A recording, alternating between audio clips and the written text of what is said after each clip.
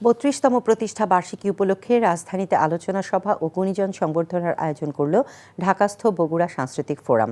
এ উপলক্ষে বগুড়া পদক ২০২৫ প্রদান করা হয়।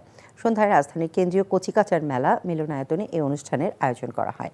অনুষ্ঠানের শুরুতেই শহীদ শরীফ ওসমান হাদী ও বিএনপি চেয়ারপারসন বেগম খালেদা জিয়ার জন্য দোয়া করা হয়। এতে প্রধান অতিথির বক্তব্যে স্থানীয় সরকার বিভাগের অতিরিক্ত সচিব সুরাইয়া আক্তার জাহান বলেন, রাষ্ট্রীয় পর্যায়ে বগুড়ার ঐতিহ্য ও সংস্কৃতিকে কিভাবে উপস্থাপন করা যায় সে বিষয়ে এই ফোরামকে কার্যকর ভূমিকা রাখতে হবে। অনুষ্ঠানে মহান মুক্তিযুদ্ধ, জনপ্রশাসন, গবেষণা, চিকিৎসা সেবা সহ বিভিন্ন বিষয়ে ২৪ গুণী ব্যক্তিকে সংবর্ধনা প্রদান করা হয়। সাংবাদিকতায় দৈনিক করতোয়া সম্পাদক মোজাম্মেল হক লালু ও এনটিভির বার্তা সম্পাদক এম আনিসুজ্জামানকে পদক ও সম্মাননা দেওয়া হয়। অনুষ্ঠানে সভাপতিত্ব করেন বগুড়া সাংস্কৃতিক ফোরামের সভাপতি অ্যাডভোকেট মোহাম্মদ রবিউল হোসেন রবি।